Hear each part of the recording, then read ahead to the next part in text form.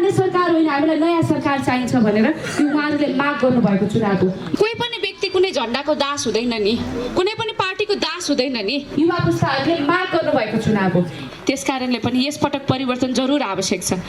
हिजो अस्ति पहिलाका चुनावहरूमा हामी भोट हाल्दै आएका पार्टीहरूमा हामीले हाल्दै आयौँ होला, बाबुबाजेले हाल्दै आएको, बुवा आमाले हाल्दै आएको। हामी यो पार्टी ऊ पार्टी भनेर नै पर्दैन। यो देशमा परिवर्तन चाहिएको छ, परिवर्तन गर्न सक्ने युवाको आवश्यकता छ। हाम्रा कलिला भाइ बहिनीहरू यो देशमा भ्रष्टाचार गर्नेहरूका विरुद्ध हामी आन्दोलन गर्छौँ भनेर सडकमा शान्तिपूर्ण आन्दोलन गरेर बसिरहेको अवस्थामा स्कुल ड्रेसमा गएका, कलेज ड्रेसमा गएका भाइ बहिनीहरूलाई गोली लागेको छ। कसैलाई छातीमा गोली लाग्यो, कसैलाई टाउकोमा गोली लाग्यो।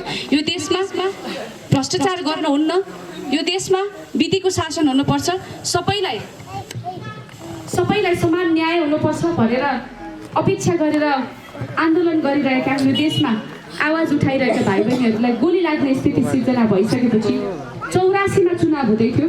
तर यो देशका युवाहरूले अब 84 होइन, हामी 82मै चुनाव चाहन्छौँ। किनभने अब हामीलाई नयाँ सरकार चाहिन्छ। पुरानो हामीलाई गोली हान्ने सरकार होइन, हामीलाई नयाँ सरकार चाहिन्छ भनेर उहाँहरूले माग गर्नुभएको चुनाव हो। युवा पुस्ताहरूले माग गर्नुभएको चुनाव हो।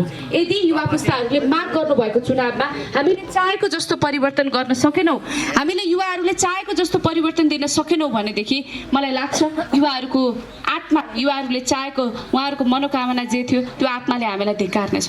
त्यस कारणले पनि यसपटक परिवर्तन जरुर आवश्यक छ। हिजो अस्ति पहिलाका चुनावहरूमा हामी भोट हाल्दै आएका पार्टीहरूमा हामीले हाल्दै आयौँ होला, बाबुबाजेले हाल्दै आएको, बुवा आमाले हाल्दै आएको। म त फलाना हो, मैले यति वर्ष फलानामा हालेको, म यसको सदस्य भन्ने हिजो अस्तिको कुराहरू थियो होला। तर यसपटक चाहिँ ती सदस्य बनेको अथवा तपाईँहरूले भोट हालिरहेको त्यो ट्रेन्डलाई चाहिँ तपाईँहरूले तोड्नुपर्छ। किनभने कोही पनि व्यक्ति कुनै झन्डाको दास हुँदैन नि, कुनै पनि पार्टीको दास हुँदैन नि। हामी स्वतन्त्र छौँ, सबै नागरिक स्वतन्त्र छौँ। विचार लिनको लागि, कुनै पनि विचार बोक्नको लागि हामी स्वतन्त्र छौँ। यसपटक भोट हाल्नको लागि पनि हामी स्वतन्त्र छौँ। हामी यो पार्टी ऊ पार्टी भनेर नै पर्दैन। यो देशमा परिवर्तन चाहिएको छ, परिवर्तन गर्न सक्ने युवाको आवश्यकता छ र युवाको आवश्यकता महसुस गरिरहेको तपाईँ हामी सम्पूर्णले महसुस गरिरहेको कुरा हो। यसपटक भोट चाहिँ घन्टीमा हाल्नुपर्छ। त्यो हुनको लागि तपाईँ हामी कुनै दलको भइरहन पर्दैन। हामी नेपाली नागरिक मात्रै भए पनि काफी छ। नेपाली नागरिक हुँदा मात्रै पनि घन्टीमा भोट हालेर परिवर्तन गर्न सकिन्छ।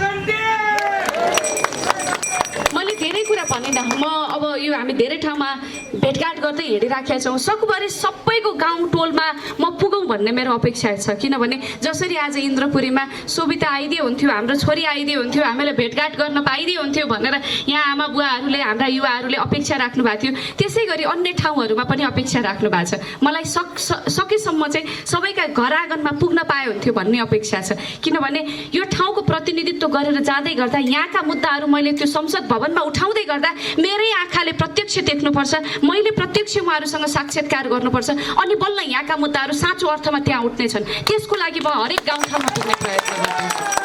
अब यो इन्द्रपुरीमा मैले चिन्ता गर्नुपर्ने अवस्था देखिनँ। हाम्रो सभापति यहीँ हुनुहुन्छ, यत्रा यहाँ आजको उपस्थित युवाहरू हुनुहुन्छ, आदरणीय आमा बुवाहरू हुनुहुन्छ, दाजुहरू हुनुहुन्छ। म कतिको यहाँहरूको नाति नातिनाको उमेरको होला, यहाँ आमा बुवा हजुरबा हजुरआमाहरू हुनुहुन्छ।